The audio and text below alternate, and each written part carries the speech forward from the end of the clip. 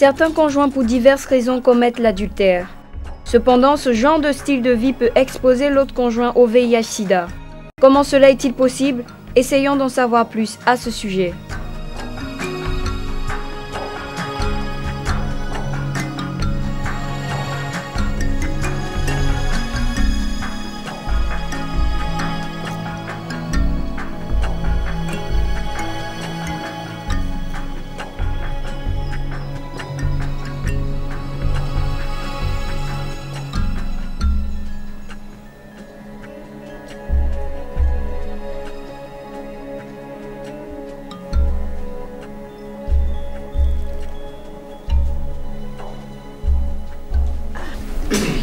Corinne, va te coucher.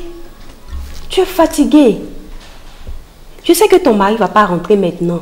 Merci, mais il faut laisser ça. Il faut que je l'attende pour qu'on mange. Ah, donc tu n'as pas encore mangé? Je l'attends. Depuis là, il ne rentre pas. Attends, tu sais, tu es ma soeur, je vais te dire une chose. Quand on va arriver au village là, il faut prendre le temps pour bien te reposer parce que je sais que beaucoup de choses se passent ici. Je vais me reposer. Qui va s'occuper de mon mari ici? Faut que je lui fasse à manger. Toi aussi. Tu penses que je ne suis pas au courant de tout ce qui se fait endurer ici? Je sais qu'il te trompe. Hein? Faut laisser cette histoire, hein? Je suis là, je suis fatiguée, j'ai faim, je l'attends, tout ça. Demain, on va en reparler. Il faut aller te coucher, faut pas t'occuper de ça. D'accord. Je vais me coucher, pardon. Si tu l'attends un peu et qu'il ne vient pas, il faut aller te coucher. Hein? D'accord, j'ai compris. Ok, bonne nuit, à demain. Ok, à demain. Tu dors bien. Merci.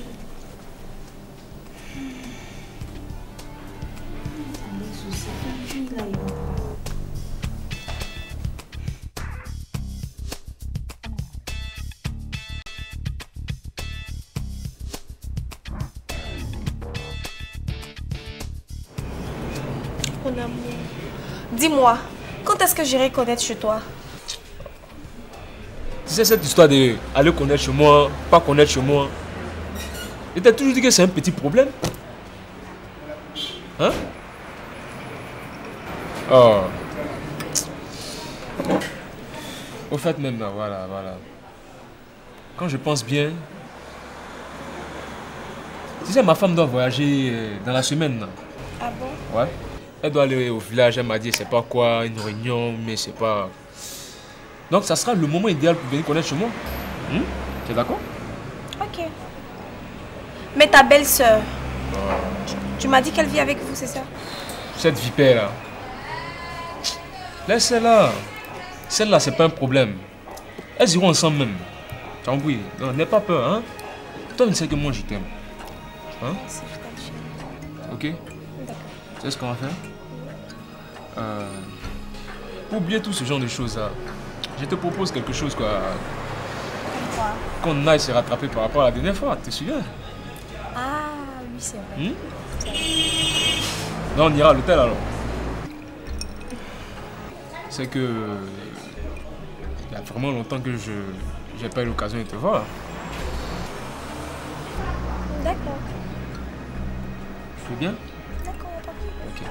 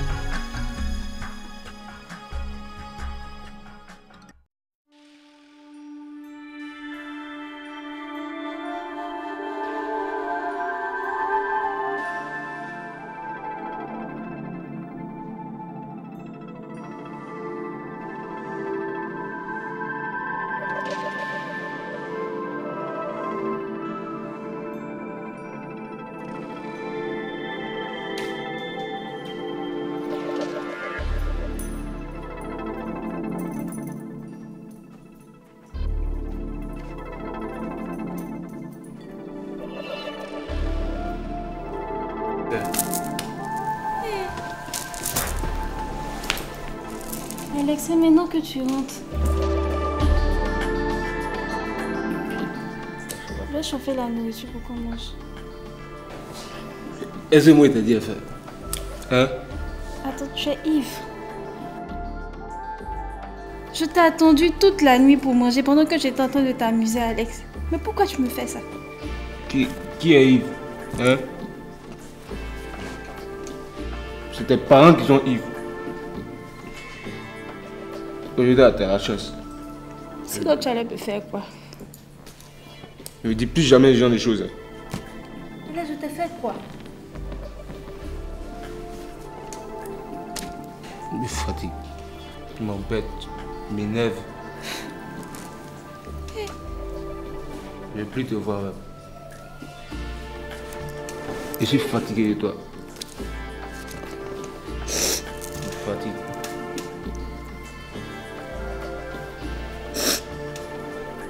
D'ailleurs, même me coucher.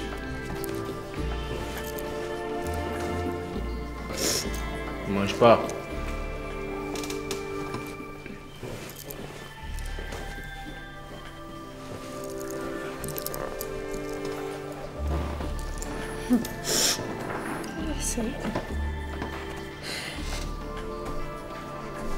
J'ai fait quoi et puis Alex me fait souffrir comme ça?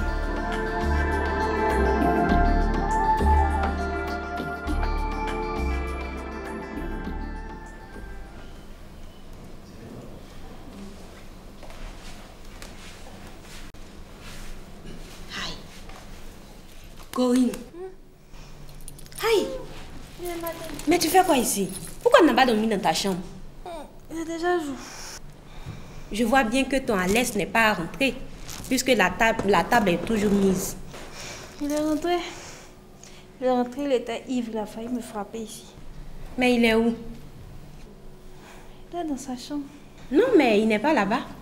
Moi, j'ai frappé à la porte de votre chambre et comme personne ne répondait, je suis rentrée, je n'ai vu personne.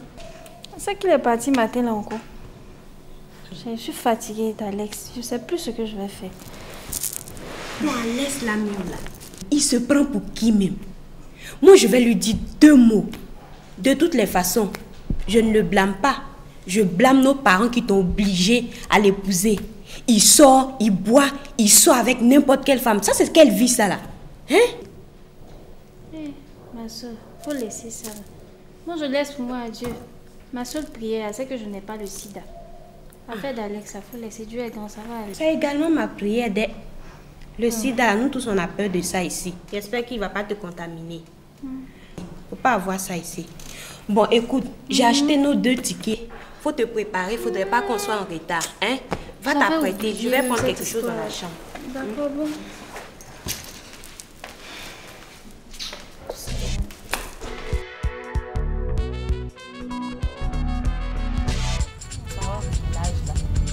Est-ce que tu as pris une vue quand même pour mettre à la vie? Tu as pris?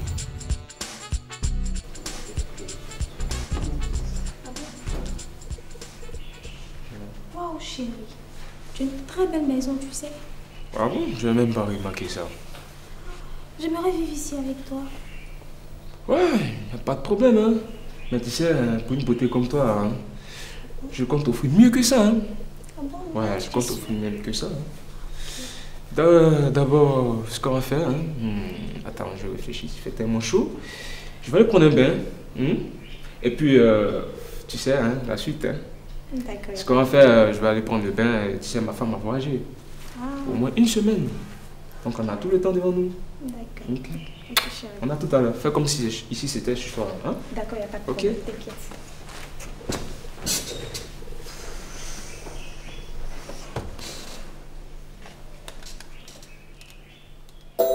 Oh my baby, I'm singing for you.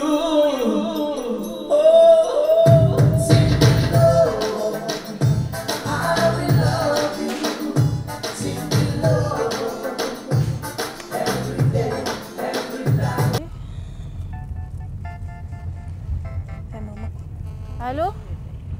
Oui, maman, on arrive, on est presque arrivé à la gare. Comment? Ah, mais maman, toi aussi. Vous ne pouvez pas nous dire ça plus tôt, on a déjà pris les tickets. Oh. D'accord, d'accord. On est obligé de se retourner là. Ok, on t'appelle après. Il y a quoi? Mon cher, On va faire demi-tour. Chef, on se retourne, s'il te plaît, excuse-moi.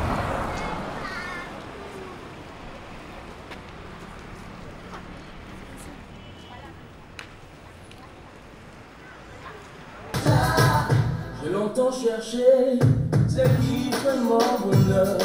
J'ai attendu mon heure, versé des larmes. Elle dit la femme du chef est malade, donc ils ont reporté la réunion. Quoi? Ces villageois là, vraiment, on peut même pas faire de programme Mais avec ça là, il faut qu'on cherche à se faire rembourser, hein, parce que là, les tickets là, on pas laissé cadeau. Tu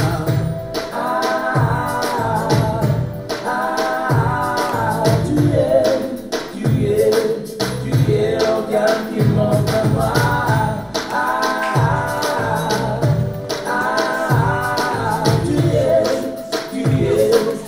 Tu es l'organe qui manque à moi.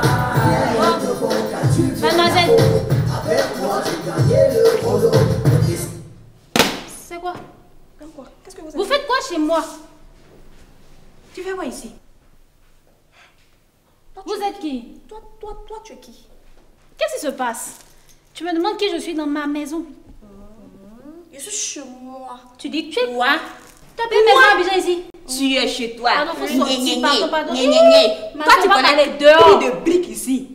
Je suis chez moi, ici chez moi. Du balai. Regardez, ça c'est quoi ça là? Attends, Non, hey. attends, je te permets pas, ne m'insulte pas. Et Non. pourquoi? Je vais Non, t'insulter. Je te C'est permets quoi pas. ça là? Mais qu'est-ce qui se passe ici? C'est quoi ça là? Ah, mais je vous crois au village. On a annulé la réunion. C'est quoi ça? C'est quoi? Quoi? Je parle de quoi? Je dis c'est quoi ça? Ah. C'est quoi ici? Ah. Elle est venue me voir. Écoute, j'ai longtemps accepté tes humiliations, mais là c'est trop. Tu me fais sortir cette prostituée de ma maison. Je ne suis pas une prostituée. Hey. Prostituée. N'insulte pas ma grande soeur, sinon je te repars le portrait tout à l'heure. Et toi, qui t'a Il y a branché? quoi? Attends, tu trouves ça normal que tu envoies une femme dans ma maison alors que je suis même pas encore arrivée au village? Ah, ma soeur, allons. Faut la laisser. Attends, Alex, qu'est-ce que tu me fais? Tu veux me tuer ou quoi? Tu es comment? Tu sais pas qu'il y a le sida? Sida. Moi, le fils de son père. Sida. Si Sida me rencontre dans la rue comme ça, le Sida va fuir. Madame, Calmez-vous, il y a quoi? oh! Elle n'a Calmez-vous. pas sorti! Faut partir. Passe! Ah, chérie, allons. C'est pas maison! Regardez-moi Allons. ça! Non, tu vas où? Laisse-moi. Tu vas où? Attends, laisse-moi, il y a quoi? Laisse-moi.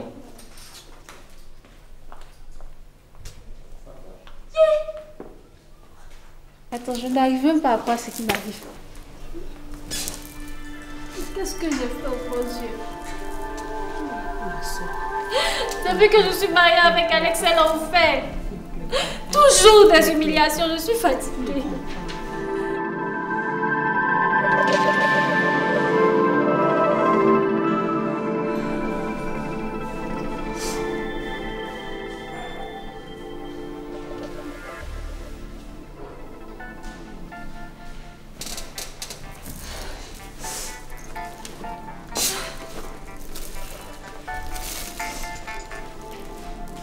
Allô? Oui, c'est bien l'épouse Alex. Quoi? Tout de suite là? J'arrive. Qu'est-ce qui se passe? Viens, on dit Alex a eu un accident. Viens vite. Docteur, mon mari, il faut que je voie mon mari. Où il est? Où est mon mari? Madame, asseyez-vous. Eh, docteur, il n'y a pas... Calmez-vous, ok? Oui. S'il va bien, comment ça va? Actuellement, je ne peux pas me prononcer sur les causes de son accident. Néanmoins, il est aux urgences et on s'occupe de lui. Et calmez-vous. Mais j'aimerais vous parler un peu. Mais ça va, comment il va, son état? Il y a quelque chose de grave? Non, il n'y a rien, calmez-vous. Patientez. C'est que votre mari a eu un accident avec une jeune fille. Vous la connaissez, cette demoiselle? Disons que... C'est votre parent? Non. Mais et mon mari? Ok. Mais parlez-moi de mon mari, c'est mon mari qui m'intéresse. Sauf que la demoiselle a perdu la vie, donc on a tenté de joindre ses parents, mais on n'a pas pu. Et c'est quand l'ambulance qui a amené votre mari à l'hôpital, dans cette ambulance, votre mari était conscient et c'est lui qui nous a transmis votre nom. C'est Madame Corinne, non? Oui, c'est ça. Ok, c'est ainsi que moi-même je vous ai appelé. De son portable. Oui, c'est son portable. Et il nous a dit de chercher Corinne. Et je suis moi-même porté volontaire pour vous appeler. Mais qu'est-ce qu'il y a alors? Non, patientez, n'ayez pas peur, il n'y a rien de grave, c'est que votre mari se porte bien. Mais c'est qu'il y a un problème. Un grand problème. Il va falloir que vous soyez forte. Qu'est-ce que vous voulez dire? Qu'est-ce qui se passe? Il y a quelque chose de grave? Il nous a fallu lui faire une transfusion de sang. Oui, et qu'est-ce qui s'est passé? Et avant chaque transfusion de sang, il y a les examens de sang qu'on fait d'abord. Oui. Ok. Donc, il s'est avéré que votre mari... Soyez forte, madame. Soyez forte. Non, non, calmez-vous. Parce que votre mari... Il s'est avéré qu'il est... Quoi, docteur?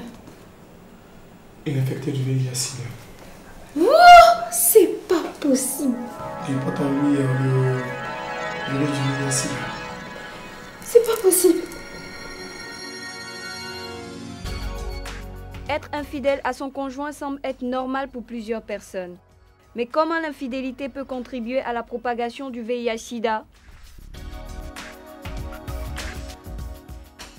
L'infidélité, c'est de courir de gauche à droite, avoir plusieurs partenaires et pas respecter ses engagements. Tu es dehors, tu rentres, tes heures ne sont pas... Tu n'es plus l'homme que tu devrais être, la femme. Donc ça te permet de connaître beaucoup de personnes, surtout côté féminin, et tu es laissé aller. Il va dire, tiens, voilà la femme que je préfère par rapport à celle qui est à la maison. Il ne va pas chercher à dire non, on va aller passer un test de dépistage pour voir si tu es séronégatif ou pas. Directement, il laisse la capote. Bon, si la femme est découragée dans le foyer, parce que son homme sort par-ci par-là, qu'elle est découragée, elle risque d'être infidèle à son mari. Ah, c'est ta concubine sans se protéger. Le monsieur peut voir une fille qui lui plaît et sans s'en rendre compte, cette dernière a le VIH. Si tu es un homme, tu es marié, tu ne restes pas tranquille, tu cours de femme en femme. Tu vas avoir ça, c'est inévitable. Hein? Odette s'est mariée à un homme qu'elle n'aimait pas pendant sa jeunesse. Malheureusement pour elle, son mari ne lui était pas fidèle. Où est-ce que l'infidélité de son mari l'a conduit? Écoutons son histoire. Je partais à l'école. Il y avait un certain moment. Je n'ai pas été aussi loin. Je suis arrivée seulement que j'ai fait CM1, je devais faire CE2. Et puis bon, mon papa ne s'occupait plus de moi. Et donc là, il y avait sa petite sœur qui était à Abidjan ici et qui a demandé à ce que je vienne l'aider, je vienne rester auprès d'elle. Donc c'est comme ça, maman a accepté. Puis je suis venue auprès de ma tante. Donc c'est ainsi, quand j'ai eu 16 ans, ils m'ont dit, bon, il faut qu'on aille te laver. Bon, j'ai dit d'accord, puisque c'est notre coutume. Bon, on s'est apprêté pour aller au village. Pendant ce temps, mon vieux m'avait confié à son neveu. Et moi, je n'étais pas au courant. Moi, mon intention était d'aller me laver. Et puis, bon, revenir, continuer à travailler pour pouvoir avoir ma vie. Et même continuer même à faire mes études, c'est-à-dire faire des cours du soir pour aller en avant. C'était mon objectif. Et arrivé au village, on m'a dit, bon, tu vas te marier.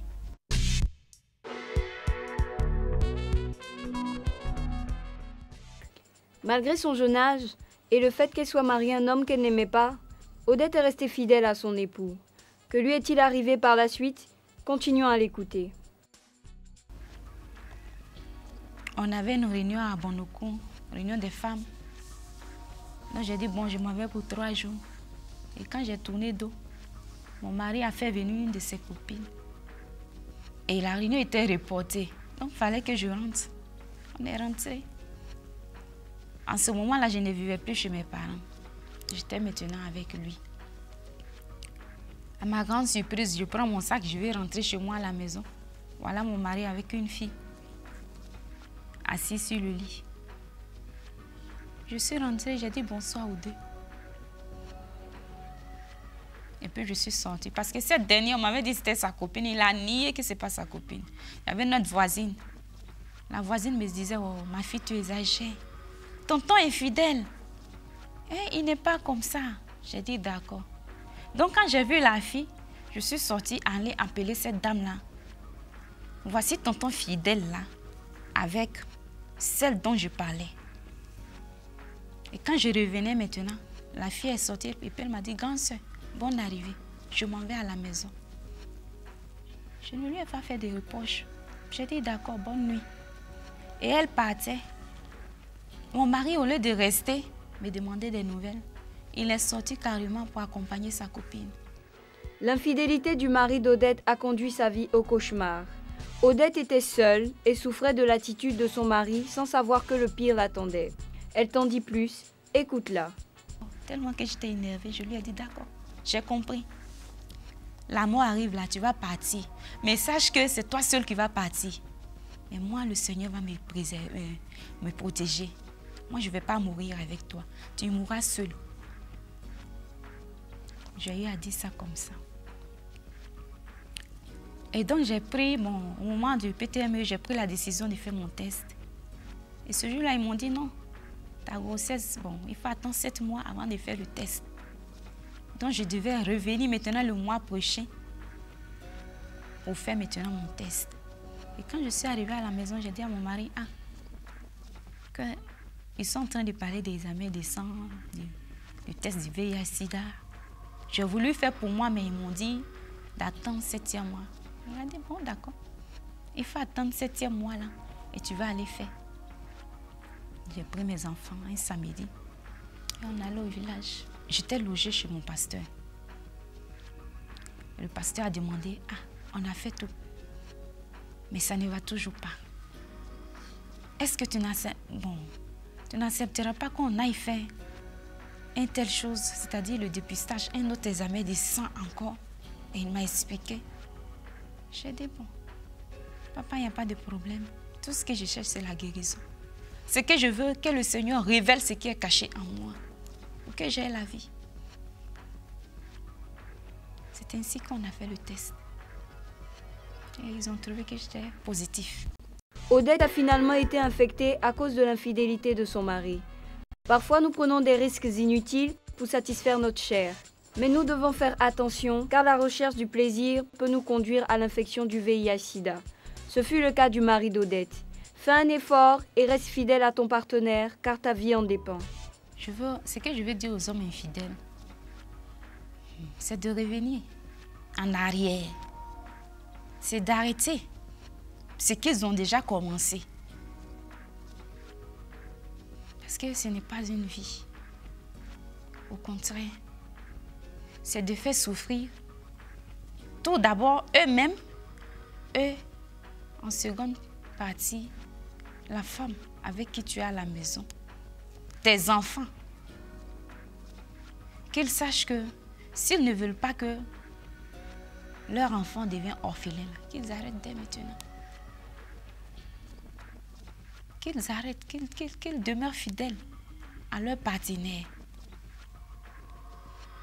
Et puis, qu'ils cherchent aussi à faire le dépistage volontaire, au moins pour savoir où ils en sont.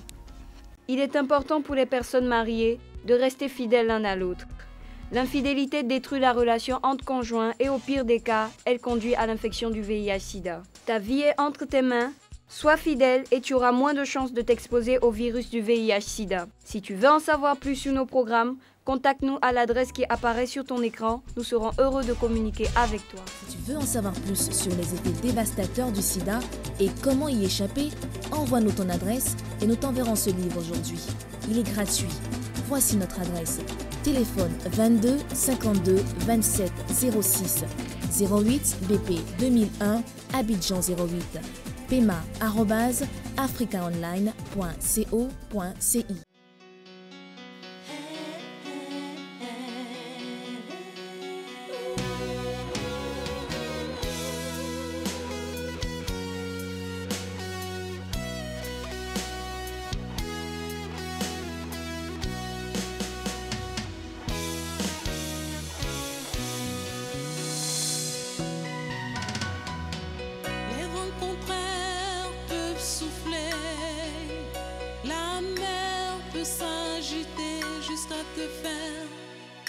espoir. De ta vie, tu ne comprends rien. Tout autour semble noir. Le jour tarde à se lever. C'est si dur, c'est comme ça. Prends courage. Ne crains point. Non, ne crains point. Car Jésus est avec toi. Non, ne crains point.